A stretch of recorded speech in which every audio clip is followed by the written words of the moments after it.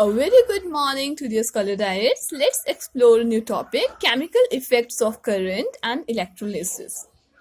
Okay, so this topic is from your chapter 11, that is chemical effect of electric current, on the page number 180 and 81. Okay, so here are the two friends. Diltek is saying that when I have passed an electric current to the liquid or water, you can say, then there were some gases appears that in the form of the bubbles.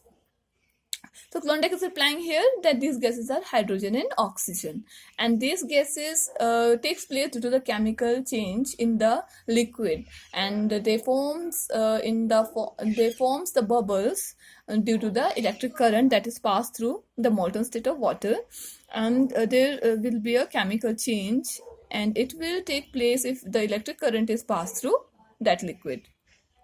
So you have learned about the heating effect as well as magnetic effect of electric current when the electric current is passed through a metal conductor, right? And when you pass any electric current through a metal conductor, there will be no chemical change take place. Okay, but in the case of liquid, that is different. In the case of liquid, look here, this is the beaker, here the liquid is placed, and this is the battery, and the whole closed circuit setup is there. Two rods are there. First is cation, second is anion. Cation means the rod which is having a negative charge, whereas the anion is the rod which is having a positive charge.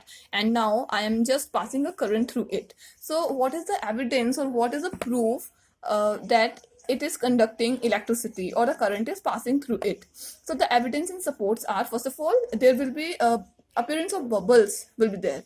Okay, and these bubbles will prove that there is the chemical change due to electric current, and the gases which are present in it is oxygen as well as hydrogen. Okay, second proof is that there will be deposition of the metal on the electrodes. At the each corner of the electrode there will be a deposition of small metal. The third proof is that the color of the solution will change. Look, I have taken the water in the beaker that was blue in color, but when I have passed the electric current through these electrodes as well as dipped inside the water, the color of the solution is also changed. So here the release of oxygen and hydrogen gases are take place in the form of the bubble. So these are the proof or evidences through which we can say the electric current is passing through both the electrodes. Okay, now what is the explanation of chemical effect of current?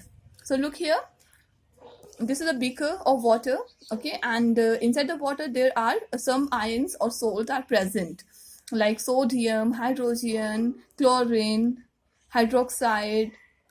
Okay, so these all are the ions which are present inside the salt, or you can say that are present inside the water.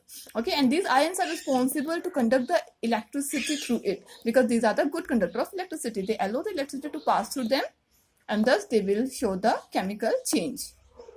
Okay, but this is also a fact that all liquid do not shows the conductor of electricity.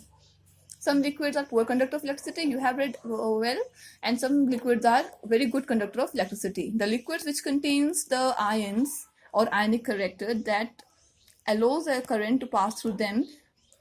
Okay, and whereas some liquid, they are not having such ions, like distilled water. Distilled water is the pure water which is free from ions, that's why it do not conduct electricity and is a poor conductor of electricity.